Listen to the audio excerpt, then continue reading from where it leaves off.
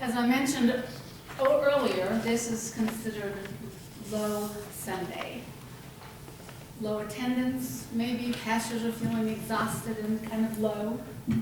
According to one clergy friend of mine, though, she says, this is party time. I don't know if you've read Diana Butler Bass this morning or Sunday Musings, but she said that for the 7 weeks of Eastertide, she is going to celebrate resurrection. It's not just Easter Sunday. It's an ongoing thing. It's not just one day. This is not just one party on Easter Sunday. It's a season of parties. It's not the season of the year that we normally associate with parties like Christmas or New Year's Eve.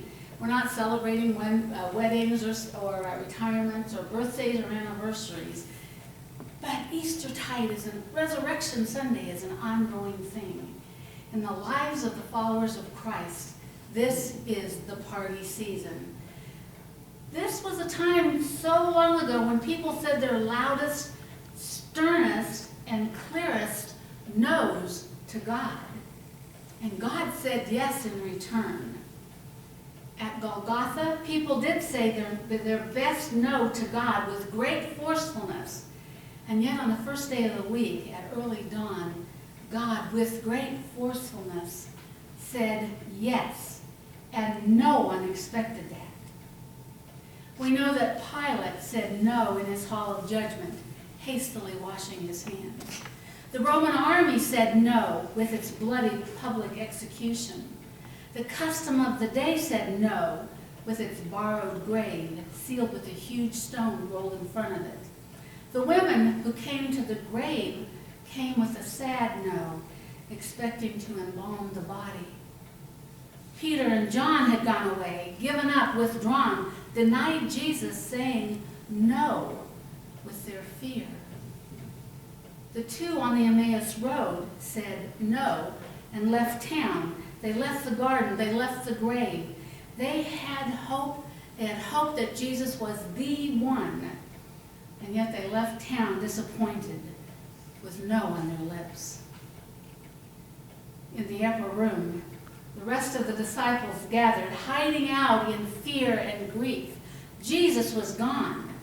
Surely they would be next. Theirs was a terrified no.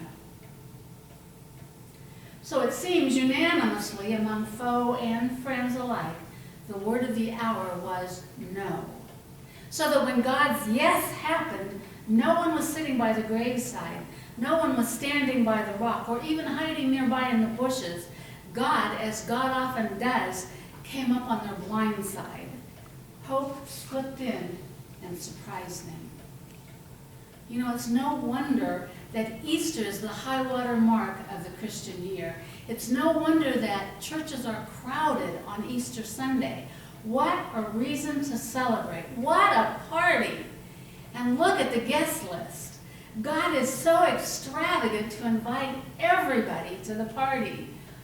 One would think that God might be a little more selective, but even we are evidence that God will invite anybody. The big party was last week. That was Easter. The pews we see are not nearly as full this Sunday.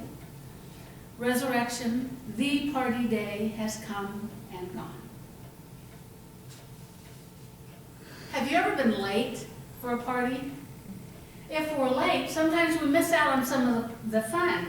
We have trouble catching up with other people. Somebody might make a reference to something that was said earlier, and everybody laughs, but we don't get it because we weren't there. You had to be there to understand it. Thomas came late to the party. He missed Easter by a week. All the others were in the upper room when Jesus stood among them. He blessed them with shalom, saying, "Peace be with you." He commissioned them with his own ministry, saying, "As the Father has sent me, so I send you." And he equipped them with his abiding presence, saying, "Receive the Holy Spirit."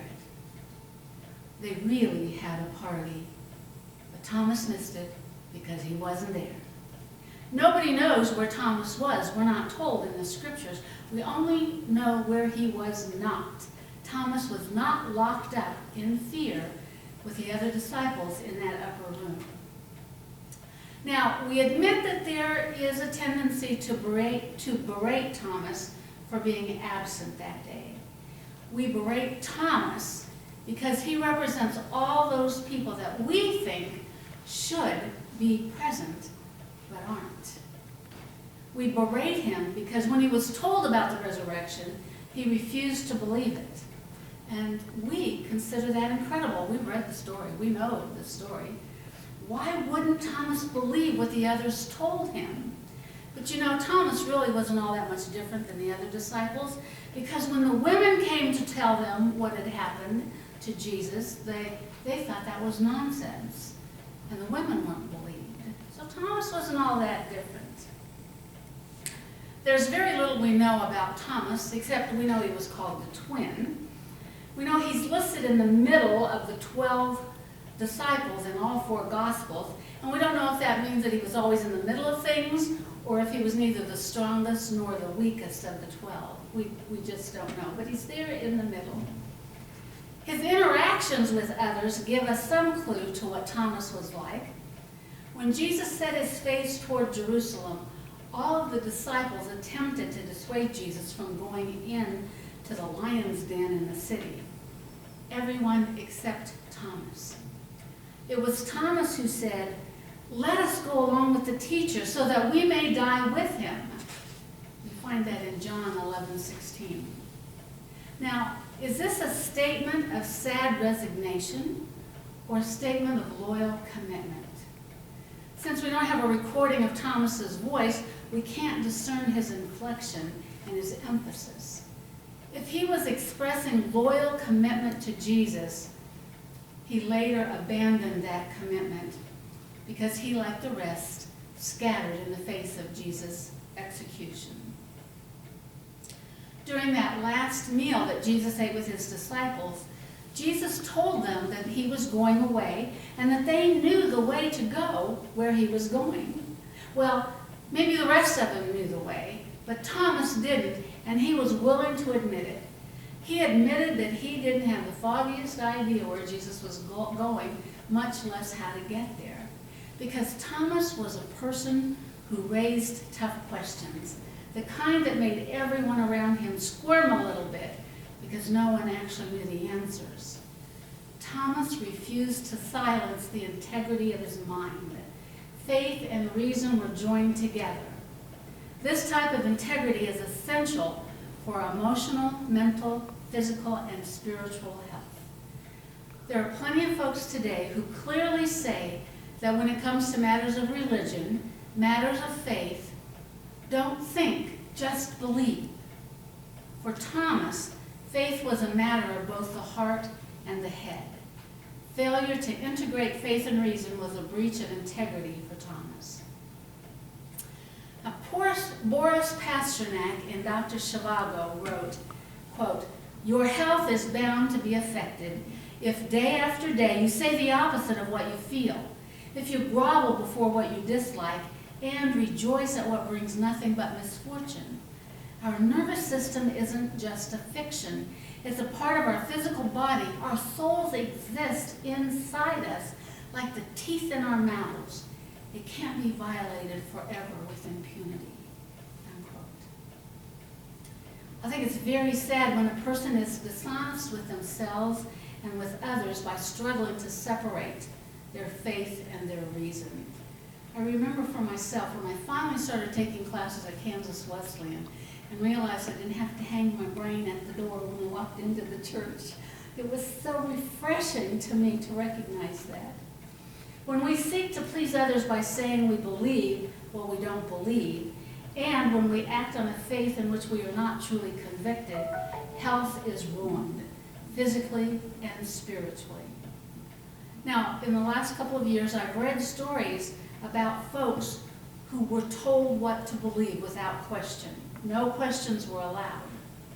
If one had doubts or questions, they were told their faith wasn't strong enough, or they were told to just pray harder. Thomas had doubts. He was a realist. His world left no room for resurrection.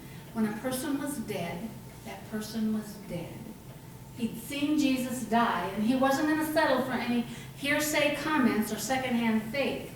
These were inadequate for building his own belief. In the midst of his doubt, Thomas did not put down the belief of others or attempt to force his doubts onto them. When the disciples told Thomas that Christ was alive, he didn't say, "You're crazy. Surely you don't really believe that." Neither did he say, "I'll never believe a tale like that." Rather, Thomas responded, "I won't believe this story until I have had first-hand experience by seeing the scars and putting my finger in those scarred hands and putting my hand in that wounded side." It's true that no person's faith can rest on another person's experience. We benefit from hearing the journeys of others and what routes they have taken in their faith development. We can appreciate and we're strengthened by comparisons and contrasts, our stories to other people's stories, by similarities, by experiences completely foreign to us. Yet we cannot adopt someone else's faith blindly. People have to move beyond the faith of their parents, their Sunday school teachers, and friends to develop a faith that's their own. Otherwise, all they have is a hand-me-down religion. Secondhand religion has little, if any, genuine faith in it, because it just accepts what others have said or taught or handed down without any question. Secondhand religion does not usually survive the first serious grief, the first major temptation, and for many, the first year of college. Some don't have much religion to lose, and what some have isn't worth keeping because it isn't really theirs. When the disciples told Thomas about the resurrection, there might have been a part of Thomas that wanted to say yes, I believe. After all, surely all these friends couldn't possibly be wrong, could they? But Thomas couldn't honestly say, I believe, because of what he heard. Theologian Martin Buber observed, the atheist staring out from his attic window is often nearer to God than the believer caught up in his own fake image of God. Let me say that again. The atheist staring out from his attic window is often nearer to God than the believer caught up in his own fake image of God. Philosopher Paul Schilling commented, the serious atheist who wrestles with ultimate questions is likely to contribute more to intelligent understanding of both God and man than the pious believer who placidly accepts prevailing views. Many within Christianity have been suspicious of doubts and questions which might upset the supposedly revealed truths of the church. We think of Copernicus or Galileo or Darwin, who were opposed and denounced by many within the church. Such attitudes prompted Norwegian poet Arnulf Overland to observe, the believer is not supposed to think, but just to believe. Thomas refused to say he believed when he didn't. Please notice that there's no record of coercion by other disciples to force Thomas to believe or tell him what he had to believe. There's no indication that refusal to believe Jesus had been resurrected was a threat to the cohesiveness of the group, or that any of the disciples rejected Thomas and said, well, I don't think we can allow you to be a part of our group unless you believe in the resurrection. Thomas was living out the truth that a person's faith cannot rest on another person's experience. His particular faith in God desired a first-hand experience.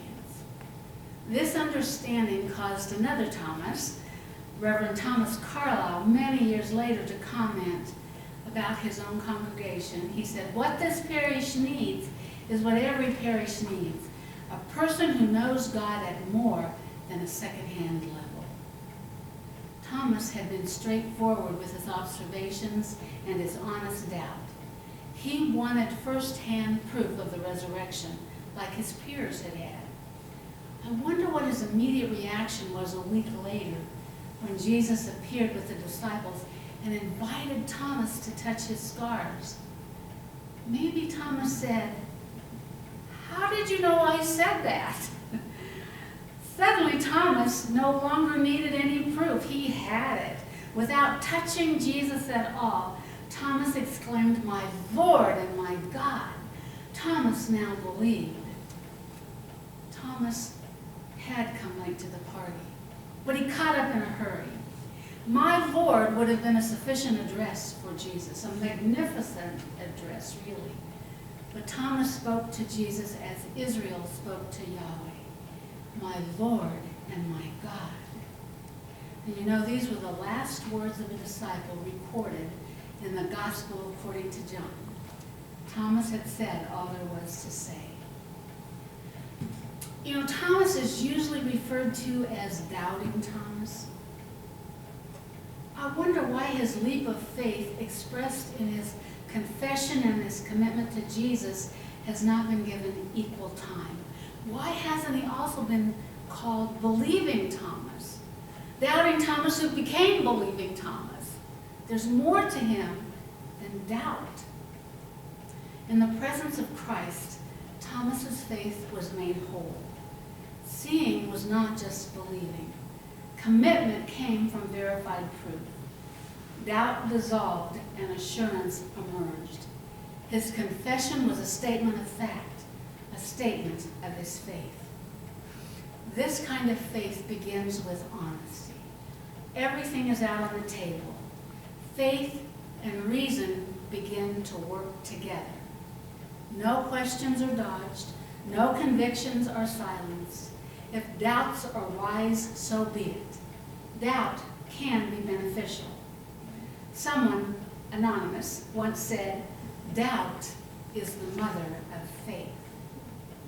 Now, maybe you have come to a genuine first-hand faith in the resurrected Christ some way other than doubt. Great!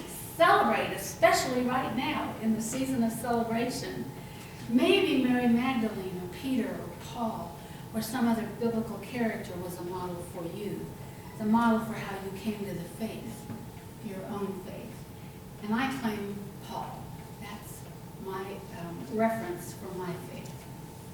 Those who follow the way of Christ, who have believed and had this faith for a year, can sometimes come to a place where they have doubts and questions, and that's okay. Maybe something has gotten lost in the relationship with the divine loving presence. That's okay.